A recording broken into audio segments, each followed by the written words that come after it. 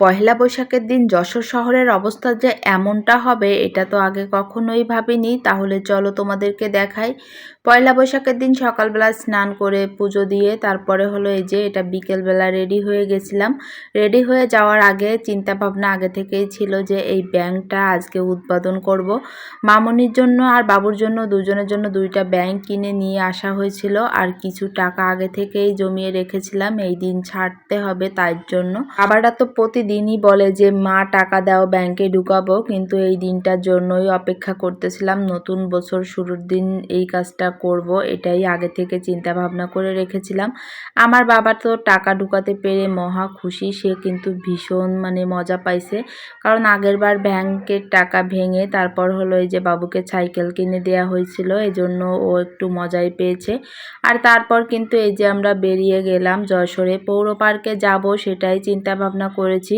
আর সেজন্যই রাস্তার দিকেই এগোচ্ছিলাম, কিন্তু এখানে যেতে গিয়ে যে অবস্থা সেটা তো দেখতেই পাচ্ছ। পৌর পার্ক পর্যন্ত যেতেই পারিনি, তার আগেই এরকম জ্যাম হয়ে আছে আর পার্কের ভিতর নাকি ঢোকাই যাচ্ছে না। এমনটা শুনে তারপর আর পৌর পার্কের দিকে যাওয়ার সাহস দেখায়নি, আমরা ব্যাক করলাম। আর এটা হলো 4 রাস্তার অবস্থা, এত বাজে ছিল রাস্তার অবস্থা সেটা কি বলবো।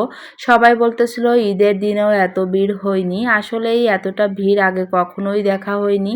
এবার পয়লা বৈশাখে একটু অতিরিক্তই ভিড় ছিল। কোথাও জায়গা না পেয়ে এখানে একটা রেস্টুরেন্টে এসেছিলাম, এখানে হালকা পাতলা ফাঁকা ছিল। কিছুক্ষণ বাইরে দিয়ে ঘোরাফেরার পর তারপরে রেস্টুরেন্টের ভিতরে গেলাম, ভাবলাম যে কিছু একটা খাবো, কিন্তু দেখো যেখানে গিয়ে দেখি সিট খালি নাই।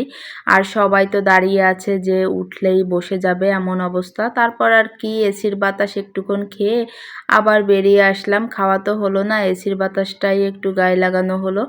যে গরম পড়েছে তার উপরে রাস্তার এই অবস্থা, কোথাও দাঁড়ানো যাচ্ছে না। এদিকে যাওয়া যখন বাইরে গিয়েছি কিছু একটা না খেয়েও আসা যাচ্ছে না এমন অবস্থা।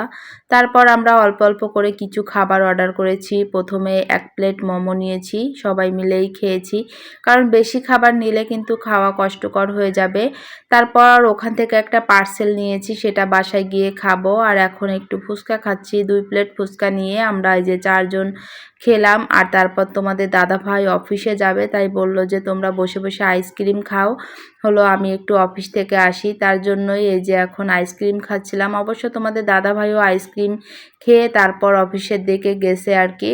এই যে আইসক্রিমটা, তাও আমি অনেক দিন পর বাইরে থেকে আইসক্রিম খাচ্ছি। আইসক্রিমটা কিন্তু অনেক মজা ছিল। আর এখন এই যে বসে আছি পার্কের ভিতর, শহীদ মিনারে, এটা এখানেও কিন্তু প্রচুর লোক হয় সন্ধ্যার পরে, আর আজকেও অনেক লোক ছিল।